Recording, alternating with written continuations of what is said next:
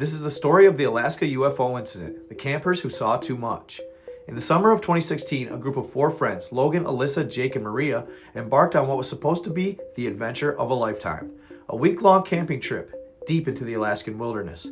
Their destination was a remote valley, miles from any town or paved road, known for its untouched beauty and perfect stargazing conditions. But what they encountered during their trip was something far beyond what they had ever imagined. On their 3rd night in the valley, the group sat around the campfire, swapping ghost stories and admiring the clear, starry sky. It was around midnight when Logan noticed a strange light moving silently across the horizon. At first, he thought it was a satellite or a plane, but the light wasn't blinking and it moved in a way that defied explanation, zigzagging, stopping abruptly, and accelerating faster than anything they'd ever seen. "Do you guys see that?" Logan asked, his voice barely above a whisper. The others turned to look. The light hovered for a moment before descending rapidly, coming to a halt over a distant grassy field, roughly 2 miles from their campsite.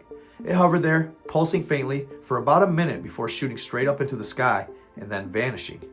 The group was stunned. Jake tried to rationalize it. Maybe it was a drone, or I don't know, some kind of military test. "Out here?" Alyssa replied. "In the middle of nowhere? That wasn't a drone." They debated what they'd seen for hours before deciding to investigate the area the next morning. It was a decision they would come to regret. At dawn, they packed their gear and set out toward the field where they had seen the light. The hike took them through the thick forest and across a shallow stream where they emerged into a clearing. What they found defied logic. The field was eerily silent, no birds, no insects, just an oppressive stillness that seemed to press down on them. In the center of the field, the grass was flattened in a perfect circle, roughly 30 feet in diameter. Scattered around this circle were all kinds of animal carcasses. At first they thought they stumbled upon a site of a bear's feast, but as they got closer, details became horrifyingly clear. The animals were mutilated, clean surgical incisions carved into the bodies. A deer lay on its side and its eyes and tongue missing, its ribs exposed. Next to it was a seal, hundreds of miles from the nearest ocean, with similar wounds. The group even found the partial remains of a killer whale, its massive body incongruously situated in the middle of the Alaskan wilderness. "What the hell is this?" Maria whispered, her voice trembling. Jake knelt next to one of the carcasses, a fish with its internal organs neatly removed. "These cuts, they're too clean. This wasn't done by no animal." The longer they stayed, the more unsettled they felt. Alyssa complained of a high-pitched ringing in her ears, and Maria swore she felt like they were being watched. Then Logan noticed something even stranger. The trees surrounding the field were scorched, their bark blackened and brittle, as if exposed to intense heat. But the grass within the circle itself remained unscathed. Jake tried to collect a sample from one of the carcasses, but the moment his knife touched the flesh, an overpowering metallic smell filled the air, and he felt a wave of nausea so strong he almost passed out. "We need to get out of here," Maria said, her voice trembling. "Now!" Reluctantly, they left, but not before taking several photos and a sample of the soil from the flattened circle. They returned to their campsite in silence, each of them grappling with what they had just seen. Now back in civilization, they attempted to share their story. Maria uploaded the photos to her laptop, but when she tried to transfer them to the cloud, they disappeared. "File corrupted," her screen read. The soil sample, which they had placed in a plastic bag, was missing by the time they unpacked their gear. Jake, who had kept the bag in his backpack, swore he never touched it. When they tried to contact local authorities, they were met with skepticism. "Probably just a bear," one park ranger said dismissively. Another suggested they had been pranked. But none of the explanations accounted for the precision of the cuts, the presence of sea life, or the flattened circle in the field. 2 weeks later, Logan was approached by 2 men in black suits while leaving the gas station. They claimed to be federal agents investigating a wildlife incident in the area. They asked Logan what he and his friends had seen and warned him not to spread any unfounded rumors that could cause public panic. Logan tried to press them for answers, but they refused to elaborate. When he returned to his car, he found that his phone, containing his own photos of the scene, had been wiped clean. The group would eventually drift apart, unable to cope with the lingering fear and unanswered questions. What had they seen in the Alaskan wilderness? What force had mutilated those animals with such surgical precision? Why had the evidence been erased? To this day, none of them have returned to the site. But on quiet nights, when the sky is clear, Logan sometimes looks up and wonders, was it a warning, a message, or something beyond human comprehension? What's happening, my Night God family? Told y'all you'd be seeing more of me, and I meant it. I hope you enjoyed that story, though. I thought it was very intriguing, and though shorter than my normal stories, I thought it would be a quick introduction into a broader topic surrounding UAPs, UFOs, and extraterrestrial life, which is the mutilation of cattle. And it doesn't limit itself to just cattle. They've found wild game as well, and all sorts of different creatures, apparently. Hence the story, them finding all those carcasses in the middle of the Alaskan wilderness in a grass field. And we're talking sea life, and not just little sea life, and not just little sea life, y'all. We're talking big sea life, like killer whales, humpback whales, smaller sea lions. But the most captivating or the most surprising creatures to me when I heard that story was the killer whales and the blue or humpback whales. I mean, those things are not small creatures. They are huge creatures.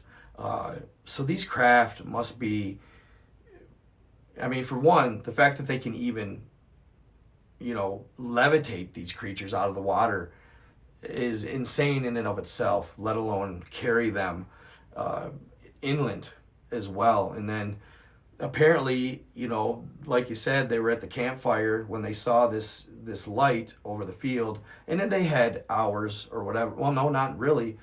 They saw this light over the field that was there for a mere couple minutes, and it took off. So these beings are essentially processing or getting what they need from these creatures to study or whatever they're doing with them in mere minutes. And they're doing it very precisely and very clean. No blood or mess whatsoever on the ground, which is a telltale that it's probably not a human endeavor, because humans tend to be, when harvesting their wild game or any type of creature for that matter, much messier in the process. We don't have we probably do have the technology essentially, but basically what they are doing is they're cauterizing the wound as they make the incisions with whatever tools they're using. It's pretty, for lack of a better word, impressive to say the least, that they can do so that quick and that cleanly. And not only that,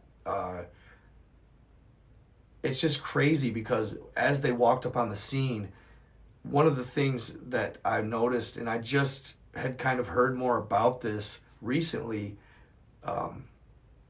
and that includes with the picture behind me that I'm going to talk about here in a second, is the fact that when they do this, the creatures have no organisms on them for decomposition or aiding in decomposition. It's surprising that whatever they do or whatever the process is of them getting them to the point where they are, processing them in the field, in this case, it's causing critters not to even go near them. No flies, no worms, no, maggots to help the decomposition process. There's not any crows or any birds that are actually, any type of scavengers anyway, that are actually going and partaking in eating these creatures, because it's obviously something going on with the process that makes them unappealing to scavenger type critters. I mean, you're in Alaska, you're talking wolves, bear, you name it, cats, cats as in, mountain lions, cougars, are not touching these creatures, and they're literally a feast to be had if you're surviving in Alaska as one of those critters. It'd be like, just on a silver platter, here you go, and they are having none of it. It's really crazy. And the only thing I can think of that is when one of the young men took his knife out to get a sample of one of the carcasses, they said an overpowering metallic smell filled the air, even so much so that it made them lightheaded and dizzy. They could hear ringing in their ears. So obviously these things must have some sort of radiation. I'm thinking they're giving off some sort of radiation in the process of where they are mutilating them, or they're picking them up and bringing them to where they mutilate them. And it could be, or could have something to do with them not bleeding at all whatsoever, them not being able to be eaten by other critters. It's got to be something like that, some sort of radiation poisoning or something going on. Maybe the radiation is how they actually put them under, or euthanize them, I guess you'd say, before they cut them up. Let's maybe hope that they do that at least before they start their processing of them. So that last one was a cattle mutilation in Oregon, and it was a recent one. It's crazy. They are still happening, probably more frequently than you or I even know. But something else that is ramping up that I'm going to cover in my video, hopefully tomorrow, is the number of sightings of these massive drones from New Jersey to now Florida, even in Michigan. Basically across the entire country, we are seeing this ramping up of drone and UFO activity. Some say they are about the size of cars. I have a few ideas and I want to share them with you guys and see what y'all think. I have some different theories as to what's going on, and I think they'll be different from any other theories that you may have heard up to this point. So yeah, just like the ones you see in the video behind me, I think I might even know what these certain ones are similar to, and I have an old video that I'm gonna pull up and show you guys these crafts. They're like almost not the X-Wings not the X-Wings in Star Wars, but they're more like I guess you could call them more like the Y-shaped wings in Star Wars. So yeah, it's crazy stuff, and I'm gonna kind of, like I said, share some theories with you guys.